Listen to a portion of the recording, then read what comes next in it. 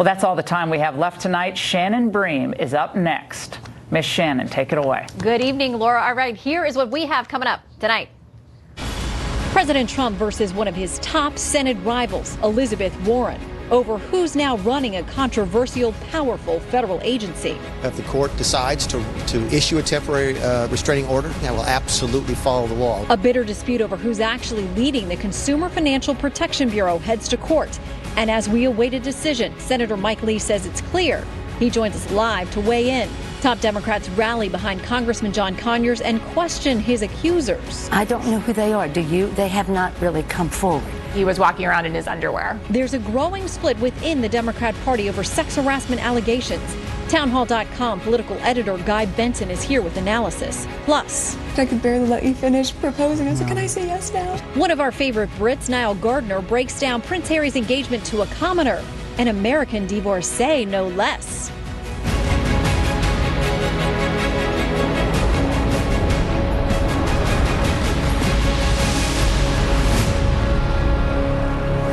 Hello and welcome to Fox News at Night. I'm Shannon Bream in Washington. Tonight, a legal battle pitting President Trump against his Senate nemesis, Elizabeth Warren. And it's all about who is now the rightful leader of a controversial, powerful federal agency. The Consumer Financial Protection Bureau, created by the Dodd-Frank Act in 2010 with enormous input by Senator Warren, is tasked with regulating the country's financial industry. But the original director, who had a long and bumpy path to his own confirmation, suddenly stepped down this weekend, naming Deputy Director Leandra English as acting director. But not so fast. President Trump says he is the one who holds the power to appoint the acting director, and he's chosen a fierce critic of the agency who said he wishes it didn't even exist. We're talking about Budget Director Mick Mulvaney. That leads us to the Sunday night lawsuit and a bizarre Monday morning workday for CFPB employees, as both English and Mulvaney say, don't listen to them, listen to me. Peter Ducey has the very latest. All right, Peter, are both of these folks claiming to be the director doing the exact same job? What's happening? Shannon, they both sent out separate mass emails to employees today, signed with the title Acting Director. First, there was a note from Leandra English, the Obama-era holdover, with Thanksgiving wishes for the staff. Then, though, came a note from Mick Mulvaney, the Trump pick, with instructions to ignore anything Leandra English tells them to do. I think it's more awkward for the people who work here and the people who know her. I don't know her. I haven't met her. She actually, I think I read a couple of headlines said there were two folks who showed up today at work claiming to be director. I can assure you there was one person today who showed up at work claiming to be director. She wasn't here. So Mick Mulvaney still has never met Leandra English, whose lawyer says she did stop by the Bureau today before heading to Capitol Hill for meetings with key Democratic senators who were receiving her like she's the new acting director of the Consumer Financial Protection Bureau, which was born after the 2008 financial crisis as part of the Dodd-Frank Wall Street regulations to protect American consumers and punish companies that take advantage of them. The reason there is confusion at the top of the CFPB, the longtime director Richard Cordray just resigned years after being handpicked for the job by now Senator Elizabeth Warren and given the job with a recess appointment by President Obama, which was later found unconstitutional because the Senate wasn't actually in recess when it was made. But they later confirmed him anyway, and now that he's out of the picture, his number two, Leandra English, thinks she automatically ascends to the top spot, even though the new president is trying to put someone who shares his priorities at the top. Shannon. Okay, so Peter, this obviously is in court now. We're standing by. We could get a decision at any time. What's happening? We learned a little while ago in court, Shannon, that the government could possibly resolve this dispute about who the acting director is by just firing Leandra English, something that her attorney is not happy about. I do think that it's disturbing that the Justice Department's lawyers were unwilling to provide the court with any assurances that Ms. English will not be removed, and I think that highlights the need for a quick resolution from the court. On the bench in this case, Judge Timothy Kelly, who is a Trump appointee, and he told the government's lawyers who are trying to keep Mulvaney at the helm, they've got until tonight to oppose a restraining order that Leandra English is trying to get to keep Mulvaney away from the building. It is worth pointing out, though, all of this is just to become the acting director, the person in charge only until the president picks a permanent replacement, nominates them, and waits for them to be confirmed. Shannon.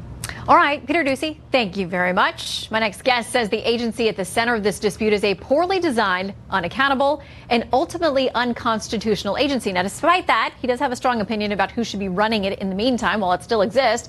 Senator Mike Lee from Utah joins us now. Good to have you with us, Senator. Thank you. Good to be with you. Okay, so we have a lawsuit that kicked off last night. You are a constitutional expert in many folks' opinion. So I want to read you a little bit of what Leandra English, who says she's the acting director, what her lawsuit has to say.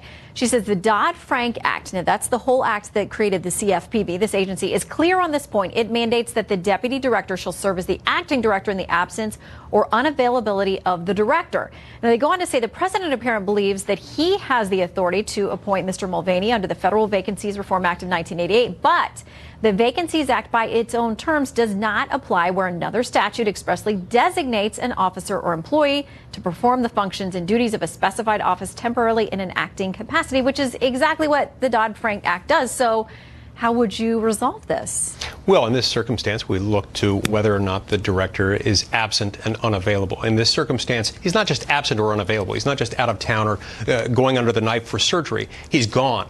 And so this is different than a mere absence or lack of immediate availability. What controls here is the Federal Vacancies Reform Act, and that gives the president the power to designate who the acting director is. And it gives the president the power to make sure that somebody who has been confirmed by the Senate, Mick Mulvaney in this instance, can actually head this government office. And that's the president's prerogative to do so. Okay, so we're standing by now for this federal judge, Timothy Kelly, which is so interesting because he was appointed just a few weeks ago. I mean, he was a President Trump appointee. He's now sitting, I think September, he was confirmed to the seat. So now we wait to hear his decision. Meanwhile, by the way, only 2 senators, in my understanding, voted against him, and one of them was Elizabeth Warren. So I'm sure she's not real happy about this assignment, but it happens. And as we wait to hear from him, the Senate's top Democrat, Chuck Schumer, has gone to the floor to say, you got to watch out. Here's what he thinks the president's up to. Mr. Mulvaney is only the latest in a long line of Trojan horse candidates selected by the White House to undermine federal agencies from within. The CFPB should be led by someone who believes in its mission, someone who's committed to working around the clock on behalf of consumers, not by a part-time director who clearly disdains the agency. Okay, and to that point, Mick Mulvaney has not minced words about this. He has said, I don't like the fact that the CFPB exists. He has said that it is a sad, sick joke. I mean, he doesn't even want this agency to exist, and now he is tasked with leading it. Do the Democrats have a point that it's not fair to appoint somebody who hates the whole agency to now run it? No, because it's unconstitutional. Look, we've taken a government office, we've insulated it from almost all political influence, meaning almost all influence that the American voters can impose on it. We've given it the power of judge, jury, executioner, of lawmaker, law enforcer, and law interpreter. That's not right, and that's one of the reasons why Mick Mulvaney is exactly the kind of person we need heading the agency. I would worry about President Trump's decision to put anyone in there. If that person were saying there's nothing wrong with the CFPB, there's nothing wrong with this unbridled discretion that historically has been reserved for despots. Okay, so do you think, well, despots, wow, those are strong words. Okay, so a lot of folks are saying this is a lot like Scott Pruitt, who was a frequent EPA critic, lawsuits, legal battles, that kind of thing, now being appointed to lead the EPA. I mean, they see this as a pattern by the president to put someone in there who wants to destroy an agency that he doesn't like or his administration thinks isn't worthy of the taxpayer. Okay, so maybe that's their point of view, but if their point of view is that someone who calls out unconstitutional acts for what they are, someone who says this is wrong to concentrate this much power in the hands of a few individuals who are not themselves elected lawmakers, who are going to be given broad policymaking power, that's a problem. That's remarkable in and of itself. All right, we will stand by to see what this judge decides, but my guess is that whatever the decision comes from Judge Kelly, it's going to be appealed.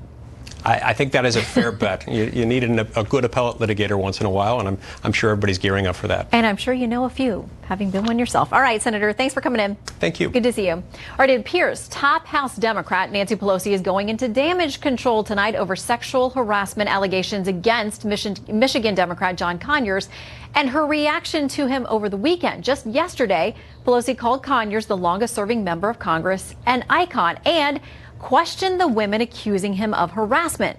Also, Minnesota Senator Al Franken is issuing an apology, sort of, for his behavior. Ed Henry has the latest. Good evening, Ed. Shannon, great to see you. It was only a few short weeks ago the Democrats were enjoying the fact that Republicans were on defense over sexual allegations against Roy Moore. Now the story has boomeranged to the point that, as you noted, new tonight, House Democratic leader Nancy Pelosi is in full damage control mode over whether she's been too lenient in her handling of that explosive case involving a senior Democrat, Congressman John Conyers. Pelosi revealing a short time ago that today she quietly met with a former Conyers staffer after what can only be called a disastrous appearance on NBC's Meet the Press, in which Pelosi stumbled, sparking a furious response from a former Conyers staffer who has accused him of verbal abuse, though not sexual abuse. Do you believe John Conyers is accused? I don't know who they are. Do you? They have not really come forward. And that gets so to you your don't know point. if you believe the accusations? That's for the Ethics Committee to review. The House Ethics Committee has never been known for taking a tough stance for unethical conduct by any member of Congress. It's often just a black hole where allegations go to die and we never hear about them again. Conyers would berate me horribly, and he once pulled me out of a meeting with domestic violence advocates, no less, and started screaming at me in the hallway. The other instance where I was called to go into his office and he was walking around in his underwear. Well, after Melanie Sloan's appearance on Fox today, Pelosi revealed that at some point today she met with Sloan as an ethics expert to try and figure out how best to clean up a system that has allowed an untold number of lawmakers in both parties to tap into a so-called slush fund to secretly settle sexual harassment allegations with, yes, taxpayer money. Pelosi adding in a written statement tonight, quote, "I find the behavior Ms. Sloan described unacceptable and disappointing. I believe what Ms. Sloan has told me. I have not had the opportunity to speak with the other women, one of whom cannot speak publicly because of the secretive settlement process in place. That ridiculous system must be ended," Pelosi says. Now, her action tonight came under pressure after she took heat from the left and the right. In fact, look at this. Vox editor Laura McGann tweeting, quote, "Nancy Pelosi went on national TV and ran through a list of excuses for John Conyers that are the very reasons women are afraid to report sexual harassment in the first place."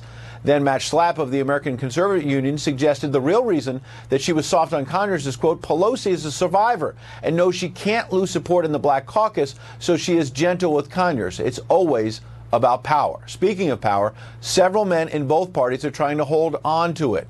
In addition to Conyers, who's now stepped down from the top Democratic spot on the House Judiciary Committee but is not resigning his seat, to House Republican Joe Barton and Senator Al Franken, the Democrat from Minnesota, who returned to work today. Franken basically over the last 24 hours took questions from reporters for the first time after groping allegations. He said he's embarrassed by all that, but plans to work hard to win back the trust of voters who, in his words, counted on him to be a champion for women. Shannon? All right, much more to come on this. Ed Henry, thank you very much. This is a Fox News alert. Tensions running high at an event for Alabama Senate candidate Roy Moore tonight, where Fox News crews were confronted by members of the Moore campaign. Moore's been accused by at least 9 women of some kind of sexual misconduct. Tonight was his first public appearance since November 16th. Jonathan Seri's live in Alabama to explain what happened and to tell us about what the candidate had to say tonight. Hi, Jonathan. Hi, Shannon. Well, this scuffle happened as Roy Moore was arriving at a campaign stop in Henniger, Alabama. This was a rally at a small town community center. Organizers initially informed the media that Moore would be parking at the front entrance, walking in through the front entrance. And so that's where the cameras were stationed. Well, then when his car arrived, it actually pulled around to a side entrance. So cameras started running to the side entrance to get a shot of the candidate emerging from his car. And that's when 2 individuals, Derwood Reagan, who's affiliated with the DeKalb County, Alabama GOP, the other being Tony Goolsby, the DeKalb County chairperson for the Roy Moore campaign, decided to push the cameras back and physically manhandled 2 Fox News photographers, pushing them away and grabbing their cameras. At some point during the scuffle, you hear my producer David Lukowitz trying to intervene, telling the men not to touch the cameras. It's not unusual for people to get bumped around a bit in the media scrum. This was not a scrum, though, and it's highly unusual for members of a political campaign to physically engage in this manner with members of the press. And I'll point out, Shannon, all this took place on public property at a city-owned community center, and Fox had RSVP'd to the event with the names of the photographers and other staff covering it, and the campaign had responded, acknowledging receipt of that RSVP. Now, as for the rest of the rally, it was peaceful. Roy Moore went in and talked about the race itself. He denied allegations of sexual misconduct, but he took no questions from the media and no questions from the audience. Shannon? All right, Jonathan Seri live on the scene there for us in Alabama. Thank you so much. And for more, Guy Benson, political editor for townhall.com and a Fox News contributor. Good to see you tonight. Hello, Shannon. Hey, so this thing in Alabama, I mean, it gets heated, it gets crowded, and a lot of times people there locally in campaigns think that they're protecting their candidate in some way or pushing back against the media. I mean, what do you think happened here? Well, that's a bad look in a string of really bad looks for the Moore campaign, shoving reporters and journalists, in this case ours, out of the way because they weren't supposed to be there on public property just filming a candidate walking into his own event. A candidate who, by the way, is doing no interviews, really, with the media aside from very friendly commentators as he just tries to hunker down and wait this thing out and try to win a special election in a couple weeks. I think there's a reason why he won't answer tough questions, and this is another example. I think that his campaign is trying to insulate him from any possibility of uncomfortable inquiries heading in his direction. Now, you know his folks will say he has done thorough interviews with our Sean Hannity, with other radio and media outlets, and that he's been presented the facts of each of these cases against him and continues to deny them. They're still asking to see the yearbook. They want to test the writing and that kind of thing. That's not been provided to them. So they say they have answered these questions, but obviously tonight there was a bit of a dust up there. Well, Sean asked some tough questions of him, and I don't think that Moore really acquitted himself particularly well in that interview. And since then, it's not been interviews with journalists. It's been interviews with very friendly parties. Exactly. And look, I think it's fair for them to ask for the yearbook since that's one piece of physical evidence and get it in front of some handwriting experts or whatever. I think that's a legitimate question to raise. There are also 8 other women who have people that corroborated that they told people contemporaneously that these things happened to them. I mean, he also married a woman who was in that yearbook, who was the same age as one of the accusers. So not when she was a teenager, though, just so we're clear. Correct. She was in her mid-20s by the time that happened. Same age, though. Okay, so let's talk about the fact that do Democrats have any moral high ground on this if he should get elected and he shows up in the Senate, because they're dealing with their own issues. I want to read a little bit of what we're hearing. We heard Nancy Pelosi over the weekend, and we saw the soundbite there in Ed's reporting where she said, I don't know who these accusers are. Who are they? She knew that at least one of them could not come forward because of this archaic system in Congress that doesn't allow them to. When pressed now, she's talked with Melanie Sloan, which is one of the accusers, and tonight she had this to say: I find the behavior Ms. Sloan described unacceptable and disappointing. I believe what Ms. Sloan has told me. So now we've been, you should believe everyone, then I don't know who these people are, I'm not sure about it. Now back to we believe. Yeah, this is some real backpedaling after a catastrophic appearance on Meet the Press from Nancy Pelosi, where she ran through defending John Conyers with every sort of excuse in the book and sort of dismissing, is it 1 or 2 women? I don't know who these women are. I can't say I believe them. No, I won't say he'll resign or ought to resign. She also defended Bill Clinton, who of course was credibly accused of rape, which is an awkward position for her to be in. And when she was roundly criticized, as we saw in Ed Henry's piece, from the right and the left, now she's saying, oh, never mind. When I say zero tolerance, I mean consequences. Now I believe the woman. There are 2 other women that she hasn't met with yet. It's awfully tough for the party, the Democratic Party, to claim any high ground here when one of their top leaders is going through these gymnastics like we're seeing from former Speaker Pelosi.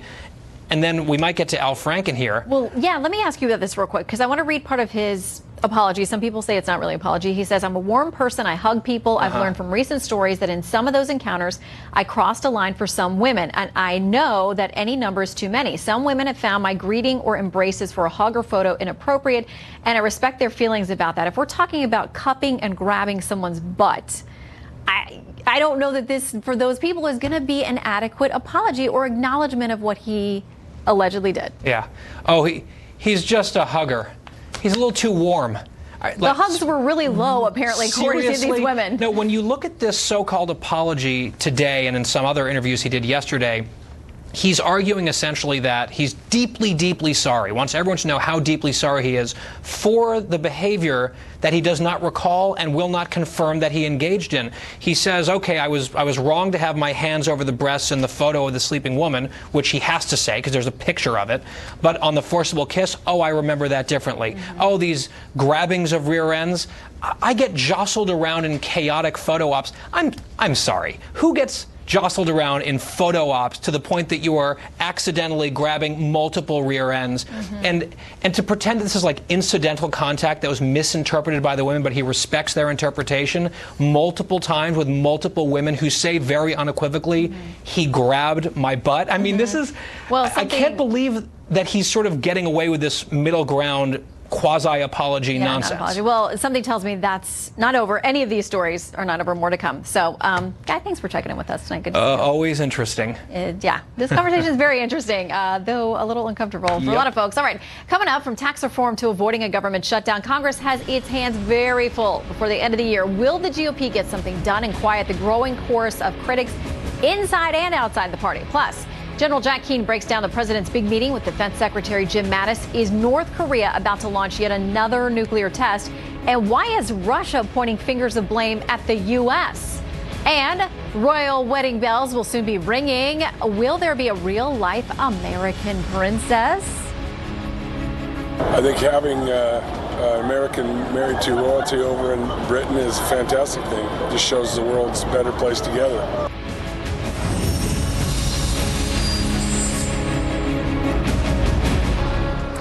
Senate Republicans tonight reporting cautious optimism in their push to reform the U.S. tax code. They say behind-the-scenes talks are getting closer to the 50 votes they need. Right now, there are just 2 Republicans publicly saying they are no votes. As for right now, Wisconsin Senator Ron Johnson and Montana's Steve Daines say they're against the bill unless there are some fixes. And there appear to be at least 8 Republicans total with some kind of serious reservations, many of them because of deficit projections analysis from the Congressional Budget Office. It's concluding the Senate plan would lead to a, quote, increase in the deficit of $1.4 trillion over the next 10 years.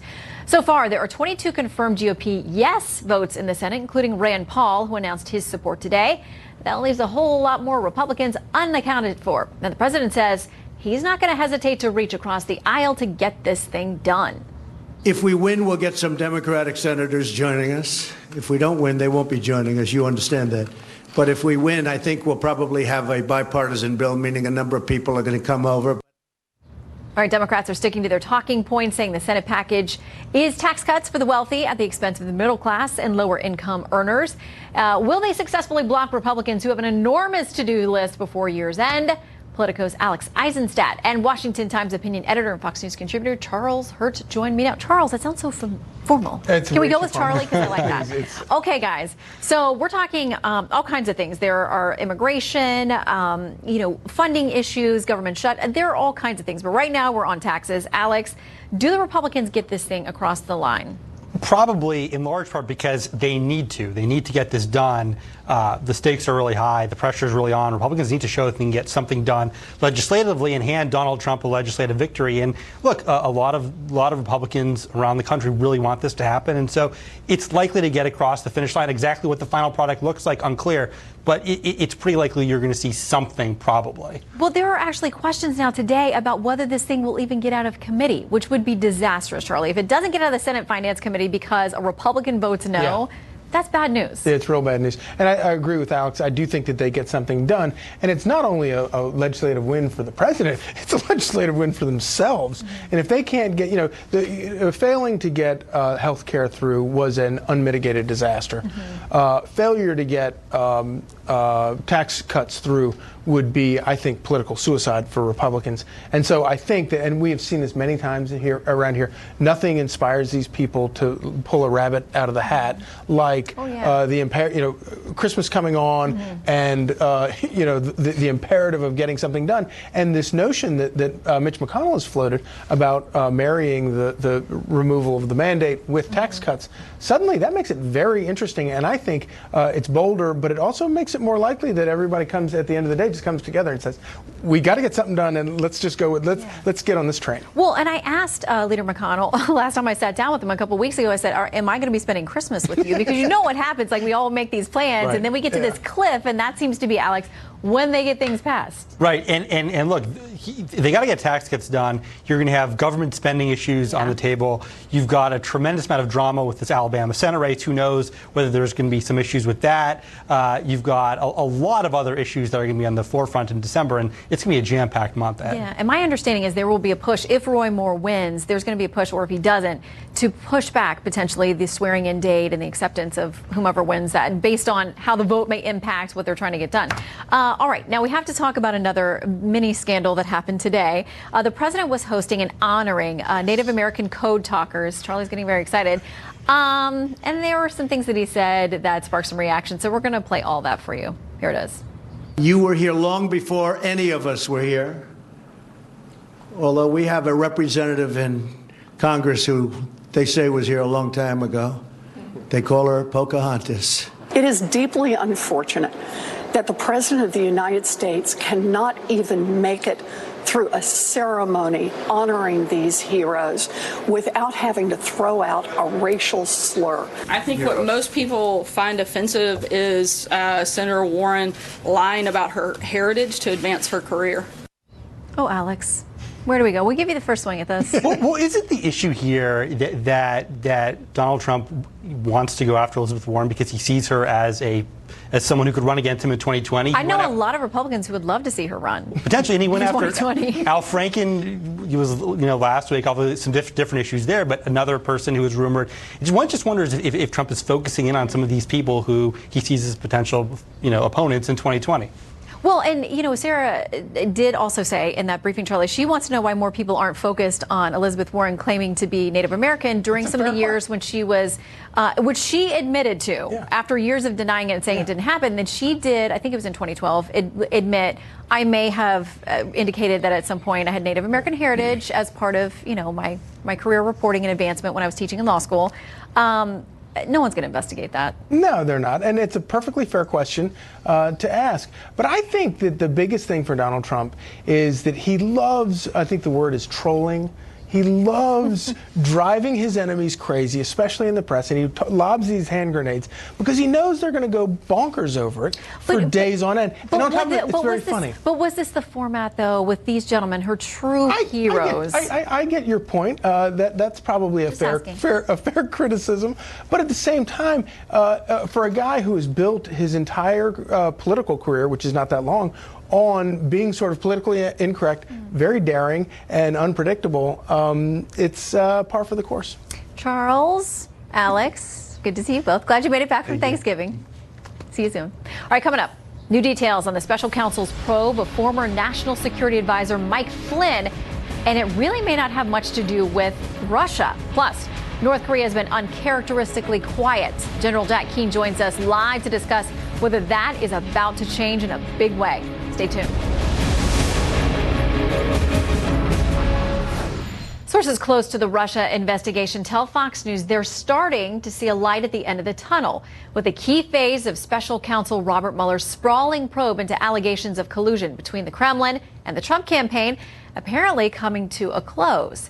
Chief Washington correspondent James Rosen joins us now live with new details. Good evening, James. Shannon, good to be with you. A source close to the Mueller investigation tells Fox News the president's legal team expects that by the end of next week, the interviews of White House aides being conducted by the Office of the Special Counsel will be completed. Asked how many White House staffers remain to be interviewed, the source estimated about a half dozen.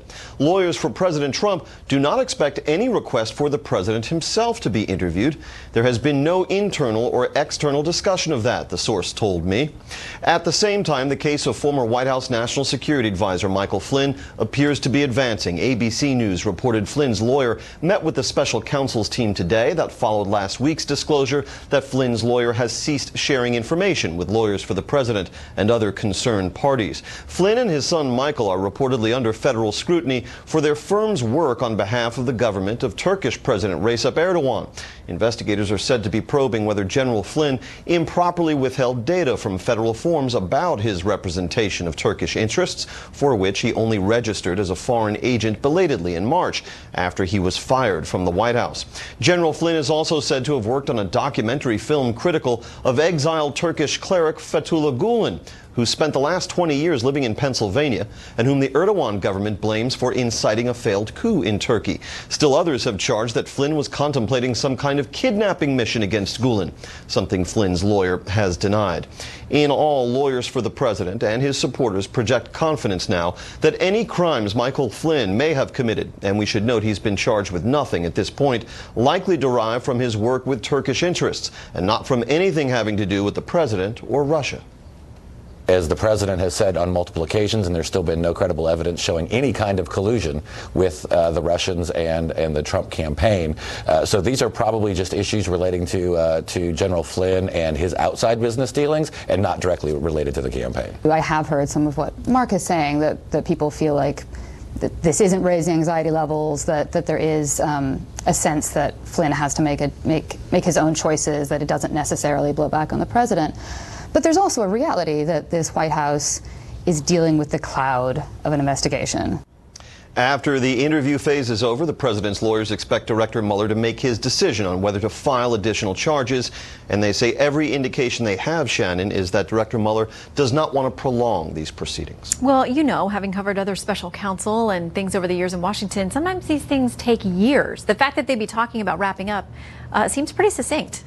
It would be, and of course we don't know how much cooperation Mr. Mueller is going to have from the likes of some of folks he's already indicted who have pleaded not guilty, like Rick Manafort, Paul Manafort and Rick Gates, I should say. We don't know exactly what the level of cooperation from General Flynn is going to be. And even once cases are adjudicated, as we both know, the appeals process can drag on for quite some time. Yes, it can. By the way, thank you for joining us on Fox News at Night, your first live appearance with us. So thanks for staying up late. How did I do? Did I do all right? I'm going to give you an A+. All right, I'll take it. No appeals necessary on that. All right, James, thank you. Coming up, as North Korea may be gearing up for yet another nuclear test or missile launch, are the president and the defense secretary on the same page? Should the U.S. be engaging in direct talks with the rogue regime? General Jack Keane joins us next. North Korea has done plenty of saber rattling this year, test firing 2 or 3 missiles per month over the summer. Now the rogue nation has gone quiet, but now Japan says it's detected radio signals indicating the Hermit Kingdom may be preparing for another ballistic missile launch. And today President Trump met with his defense secretary, Jim Mattis.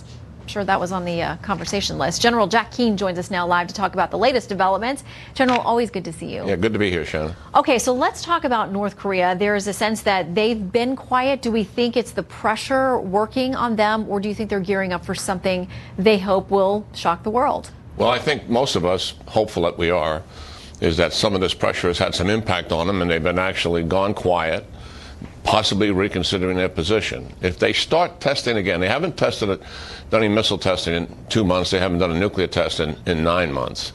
If they start testing again, it's likely that the envoy from China, who just visited recently, was trying to negotiate with them, that has not succeeded to the point where North Koreans are willing to start standing down somewhat and maybe get into some kind of negotiation phase as a result of it.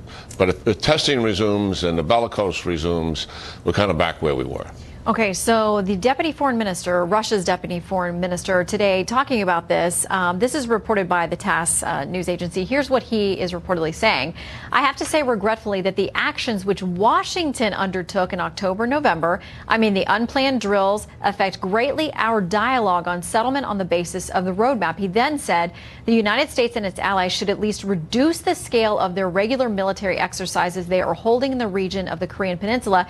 He said essentially we're provoking something that could be apocalyptic, pointing the blame, not solely at the U.S. He's faulting Korea too, but pointing a lot of fingers at us. Yeah, well, first of all, we've been doing testing since the armistice back in 1953, not testing, but training together. And South Korea is our ally, and we have to practice. Now, we did upscale the exercise, certainly, when we had 3 carrier battle groups in that region at the same time. We had not done that in 10 years. So that is indeed a fact. But what we're responding to is an accelerated ballistic missile testing program and nuclear weapons testing program to miniaturize these weapons on top of an ICBM, all initiated by Kim Jong-un.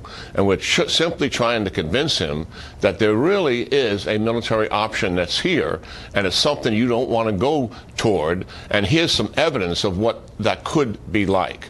So I think it's reasonable what we did in response to it. I don't think that level and scale is going to continue. We'll return to the norm where we do annual exercises. I want to ask you, too, about another hot spot in Egypt with this horrific bombing on Friday prayers there, a mosque, an explosion there, and then 25 to 30 gunmen flying the black ISIS flag, waiting outside. So people who survived that explosion and then were running were simply gunned down in the streets. I mean, more than 300 people, including, I think, 27 children, were killed there. How are things going there? I mean, President el-Sisi has got a very full plate with trying to contain this. Well, first of all, this reminds us how brutal radical Islam is and how brutal they are on people who are of the same faith as theirs. They kill more Muslims than they do non-Muslims, and that's been the pattern regardless of what the radical Islamic organization is. In this case, Sisi's been at war with them for 4 years, and he's actually struggling. He's got a pretty good military that we spent 35 years in association with, and I had some direct contact with them myself. They're a conventional military organized and designed to fight other armies. They do not do well, and they have not done well against the unconventional aspect of fighting a terrorist insurgency. What they're doing is they use their conventional weapons indiscriminately against the enemy, killing large numbers of civilians, alienating the population, and as a result, they get no information from that population. And that population is not supportive of ISIS. What they should be doing is what we did in Iraq with the surge, and that is protect the population. Isolate the population from the terrorist insurgency. They will be supportive of us, and we can start to move forward because they're the source of all knowledge of what's going on in the Sinai when you really get down to it. Sisi, if he doesn't change his strategy, he's going to continue to struggle. Yeah, and there are a lot of folks now speculating that this attack may actually backfire on ISIS because if the folks feel that they are being targeted, just as you said, el-Sisi's got to be careful of his own targets. They're looking for someone to be able to cheer for in that peninsula. And it's certainly not ISIS at this point or ever. General, great to see you. Thank you always for lending us your expertise. All right, coming up, highlights from the newest royal couple's first interview. A commoner from California takes Buckingham Palace by storm. Stick around.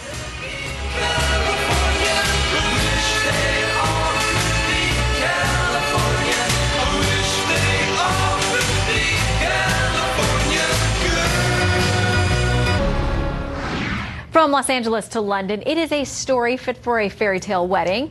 Even if Meghan Markle will never actually get to call herself a princess, she and her beau, Prince Harry, spoke today to the media about their engagement. Here with more, Niall Gardner of the Heritage Foundation, who was once an aide to Prime Minister Margaret Thatcher, and he's actually met the Queen, which I cannot say. That must be a treat.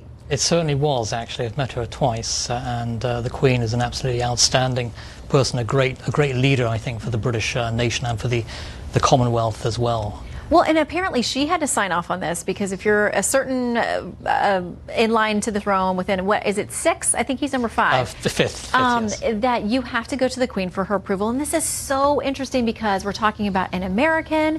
She's been divorced. She's an actress. She's stunningly beautiful. They seem very much in love. But Harry has gone a very non-traditional route in finding a bride. That's absolutely right. And certainly it was the case that Prince Harry had to ask the permission of the Queen to marry Meghan Markle. And that's a very significant development. Prince Harry certainly has been a very unconventional royal, though. And he's certainly in recent years, I think, become an outstanding leader figure.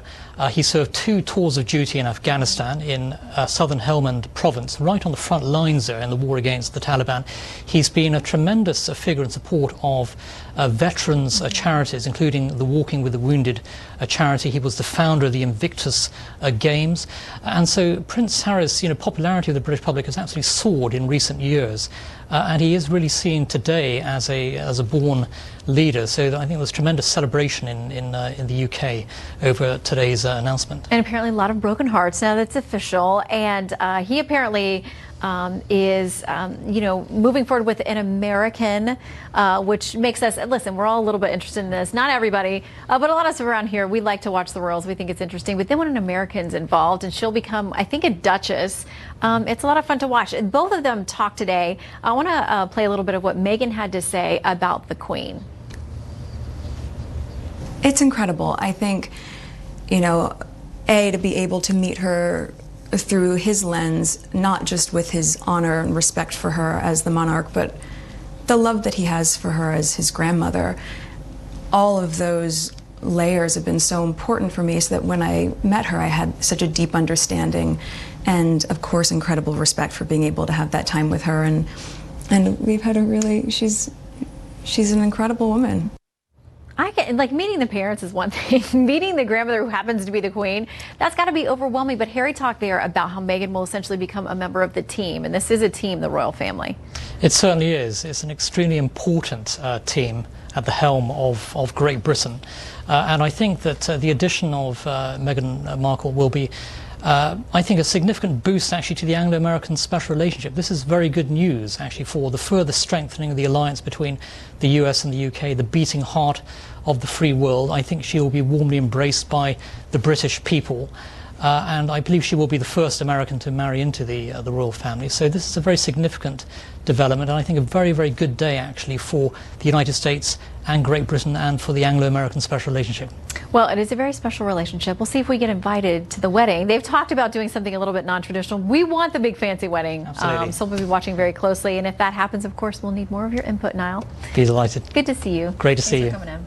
All right, it is the most wonderful time of the year in Washington, especially for a special group of children who were the very first lady's guests at the White House today. With the kids jingle belling and everyone telling you be of good cheer. Ending tonight on a bright note, a young boy said she looks like an angel when First Lady Melania Trump emerged for the unveiling of the White House Christmas tree and decorations. The First Lady and her guests celebrated the installation of the 18-foot fir tree in its traditional spot in the Blue Room, decorated with ornaments bearing the seals of every state and U.S. territory. Theme this year is time-honored traditions. Capitol Hill tree also delivered and installed today. That's it for tonight.